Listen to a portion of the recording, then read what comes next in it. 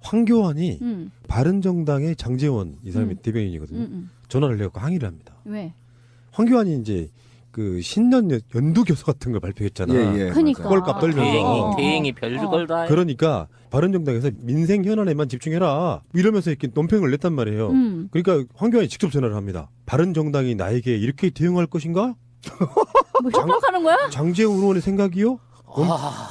이것을 장제원 의원이 직접 쓴 거 맞죠? 이렇게 전화를 했다는 거야. 아니 원래 대통령도 이렇게 하면 안 되는 거잖아. 그러니까. 이게 뭐하는 싸가지야 도대체. 어떤 공당의 대변인의 이야기를 듣고 직접 전화를 해서 항의를 하는 그건 거예요. 네 생각이니?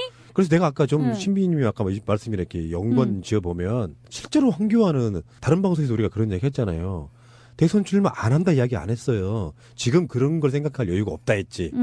사람들이 그걸 출마 안 한다로 받아들이지만 얼마든지 출마할 수 있는 밑밥을 깔아놓은 거야. 그렇죠. 차차로 하겠다는 이야기지. 그러면은 황교안 출마를 위해서 반기문 간을 보니까 이 자식도 또 왔고 간 보고 새누리당 안 올 것도 같고 뭐 여러 가지 문제를 빗댔을 때 이제는 우리가 결정을 해야 되겠구나라고 느낄 수 있어요. 아, 그랬은 것 같아요. 지금 뭐 반기문이 와서 하는 짓거리가 불과 며칠 만에 이 맛이 갔다. 못 먹겠다. 이제 이게 딱 간이 나온 거잖아요. 그러면 뭐 어떡하겠어. 자기네들 내부에서 몇 명 우리 뭐 나올 수 있는 사람이 뻔하잖아. 그랬을 때 그나마 제일 괜찮다. 자기네들 생각에서 왁구가 괜찮다고 생각한 게 황교안인 거지. 그러니까 뭐 네가 그 자리에 있을 적에 할 수 있는 걸 다 해.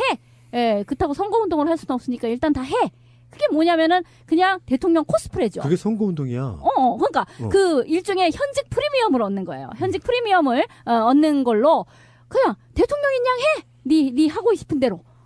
그래가지고 세상에 누가 원래 대통령이 연두 기자회견 이런 거 하는 거죠. 근데 그 대통령도 아닌 사람이 무슨 그렇다고 아무 안고는 없어. 내용이 뭐 대단한 얘기는 없어요. 근데 일단 폼을 한번 잡아보는 거죠. 연두 기자회견 같은 것도 띡 한번 해보고 사람들한테 막 덕담 수준의 이야기를 하고 그런가 하면 거기에다가 싫은 소리를 하니까 바로 전화해가지고 그건 네 생각이야.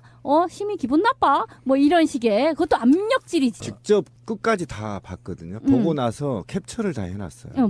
그 내용에 뭐 그러니까 한미 공조를 들을 게 있어요? 네, 한미 공조를 통해서 국방 강화, 그다음에 경제가 지금 침체하고 있으니까 경제에 대한 로드맵을 내놨고요. 민생에 대한 로드맵도 내놨고 일자리에 대한 로드맵도 내놨고 ICT에 관련된 일자리 창출 다 내놨습니다. 그다음에 국민 안전에 관한 네 번째 코드가 국민 안정한 대한민국 설립하겠다 이렇게 로드맵을 쭉 내놔요.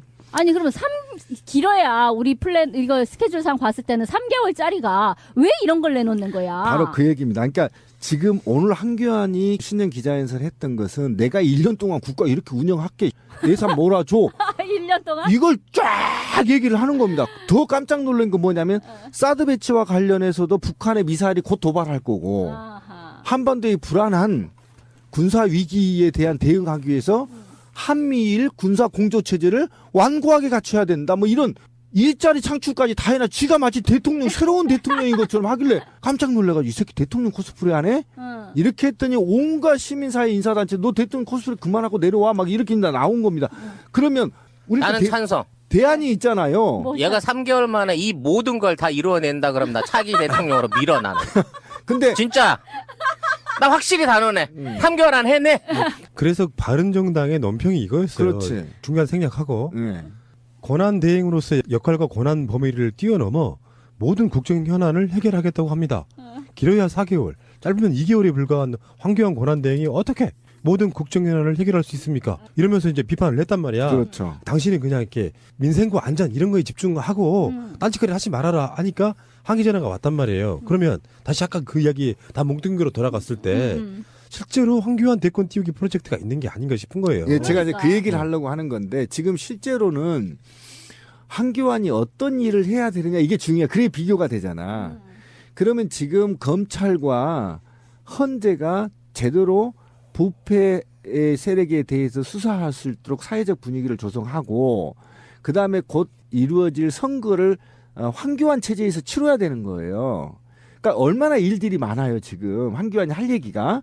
그런데도 불구하고 지가 무슨 뭐 생활안전, 시설안전, 산업안전 3대 분야의 안전 대책을 내놓고 그런 자가 그런 자가 지가 총 책임자로 있을 때 3천만 마리가 넘게 다 죽여놓고 뭔 놈의 민생을 하고 뭔 놈의 닭을 살려내.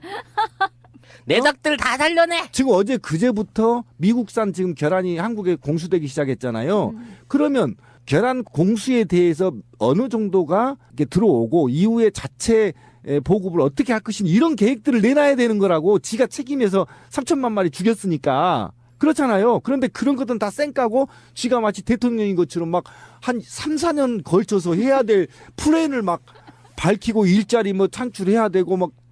아, 이런 개새끼가 있습니까, 진짜. 하여튼 실적 보여주길 위해서 저는 집중적으로 예산 투자 그리고 자기가 해놨던 분야에서 뭔가 국정 성과를 내는 것 같은 코스프레를 할 거라고 생각을 해요. 근데 이제 그 황교안 출마설에 대해서 반대하는 사람들은 당선 기준 놓고만 이야기하거든요. 군대도 안 갔다 왔고 저 상태에서 황교안이 출마하면 무슨 이득이 있다고 출마한대 라고 황교안 출마설 자체를 아예 선을 그어요. 근데 이런 측면이 있거든요. 대선 주자를 못 내는 상황과 지더라도 내는 상황은 다르고요. 황교안 입장에서는 박근혜 정권이 끝나면 역사 속에 사라져야 돼. 총리로 끝나면. 근데 정당에 대선 후보 같은 걸로 안착을 하잖아요. 그러면 정치인 활동을 할 수가 있는 거잖아요. 그렇죠. 그 다음부터. 네, 그러니까 그런 면에서 TK 자민련이 돼서 나중에 지금도 막 탈당 러시 이루어지고 있지 않습니까? 또 반기문 들어오고 나서. 그래서 뭐 3, 40석 정당이 되더라도 그 똘똘 뭉쳐가지고 박근혜 구속 같은 거 막아볼 수 있으려고 하는 우리가 옛날에 예상했던 그 그림 속에 지금 이름 바뀐다고 하는데 구 새누리당 대표 될 수 있는 부분이고요. 그러니까 그렇지.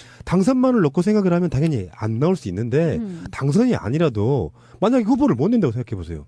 끽 지금 출마 선언하고 있는 게 이인재인데 뭐 이 상황이 만들어지면 결국엔 대선 국면에서는 완전히 와해돼 버리고요. 당장 내년이 지방선거가 있습니다.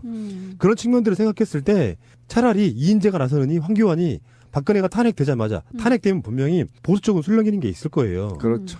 그 사람들이 다 박근혜 탄핵만 찬성하는 게 아니고 보수 쪽 일부는 박근혜 탄핵에 대해서 분개하는 사람이 있을 거란 말이야. 그 민의만 갖고 가면 된다고. 그렇죠. 그러면 바로 우리나라의 어떤 그 보수의 가치를 지키기 위해서 출마를 해야 된다라고 사퇴하고 나가서 바로 출마할 수 있는 거예요. 그거는. 바로 미니 그거예요. 정당이 생길 수 있죠. 네. 예전에 이해창의 그 어떤 선진당 뭐 이런 식의 사이즈로 그러니까 뭐 이렇게 있을 수 있죠. 이렇게 생각하면 돼요. 그러니까 황교안이 지금 박근혜 탄핵 정국의 공범이거든요. 그렇죠. 사실은 공범인데 어쩔 수 없으니까 지금 위임을 한 건데 문제는 황교안이 이후에 대통령 후보도 거론되지 않고 국회의원도 안 될 경우에 야인에서 이런 비난을 받아야 되거든요. 근데 적어도 친박 중심으로 한 4, 50석 정도 뭉쳐 있고 여기에 수장으로 대통령 후보까지 낸다면 정치적 파트너십을 야당과 가질 수가 있잖아요. 그렇지. 그러니까 이후에 사면 문제도 이제 논의가 될 수 있고 빅딜을 할 수 있고 정치적으로 또는 그 관련자들의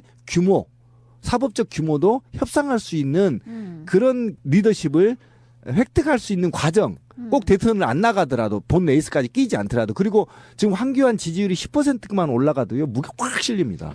심각하거든요. 최근에 본 것 중에는 9.8%까지. 그러니까요. 지금 굉장히 심각한 그러니까 문제입니다. 망한 집구석이라도 상속자가 있는 거 그렇죠. 없는 건 차이가 있다. 완전 이거지. 차이가 나는 거죠. 그렇죠. 그러니까 결국은 이네들이 어차피 본선에 가서 대통령은 어떻게든 못 만들어낼더라도 어떻게든 보수연합이 다수당 내지는 지방선거 승리를 위한 기본적인 결집 세력의 구심점은 남겨놓고 가야 된다는 위기감이 있단 말이에요. 그러니까 얘들이 지금 분당에 있는 애들한테 야 이제 대통령 선거 끝나고 나면 그 다음에 너 총리 지명시켜줄게 이런 얘기에 그 밑그림이 가능한 게 대통령 선거는 어쩔 수 없이 지지만 그 위기감을 반발 삼아서 지역주의 정치 또는 정당 정치 내지는 그 다음에 있을 지방선거 이런 데에서는 오히려 압도적인 역풍으로 또 자기네들이 과반수 이상을 차지함으로 인해서 전국 운영에 영향을 미칠 수 있을 정도 헤게모니를 쥐고 일종의 방탄을 할 수 있다라고 생각할 여지가 있다는 거예요. 그래서 얘들은 지금 최선을 다해서 어차피 결과로는 망할 선거라고 하지만 조금의 퍼센트, 조금의 지지자라도 더 긁어 모으기 위한 최선의 노력을 다 할 거란 말이야. 조각 예. 디스키 모으기를. 황교안이 장제훈에게 전화를 건 이유가 좀 궁금하거든요. 보통 같으면 안 하잖아요. 굳이 유추를 해보자 그러면 자기 당에서 사실은 황교안은 자기 당도 아니야. 새누리당 출신이 아니니까. 그러니까. 어쨌건 자기 후 여권에서 빠져나간 정당의 대변인에게 자기가 신년 연설을 했던 것에 대한 비판이 나오니까 직접 전화를 걸어서 어떻게 니들이 나한테 이럴 수 있어라고 말하는 게 어쩌면 명분 쌓기라는 생각이 드는 거예요. 새누리당이라고 하는 정당이 갖고 있는 포지션이 애매하잖아요. 새누리당 이름으로 뭔가를 낼 수도 없는 상태까지 온 대역 죄인처럼 돼버렸잖아. 그래서 그걸 아니라고 코스프레해서 나간 게 바른정당이지 않습니까? 근데 그 바른정당이 황교안을 팬다. 일종의 배신자 같은 느낌인 거잖아요. 원래 새누리당에 있던 사람들이니까.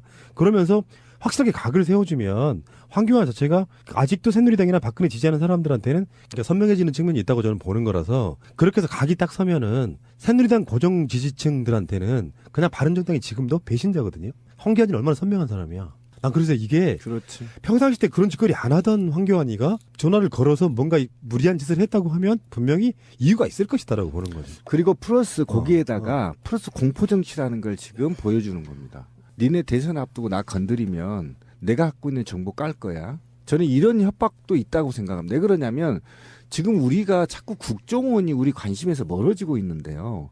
이 모든 악의 축은 국정원이라고 저는 보거든요. 왜 그러냐면 현대 사회는 정보예요. 정보가 돈이고 정보가 황금이고 정보가 곧 권력이거든요. 그 정보가 누구한테 집결되느냐. 야권이 왜 그동안에 저렇게 팍팍 부패하게 썩었는데 함부로 덤비지 못했느냐. 304명의 아이들을 죽여놓고도 야권은 왜 전투적으로 싸우지 못했느냐.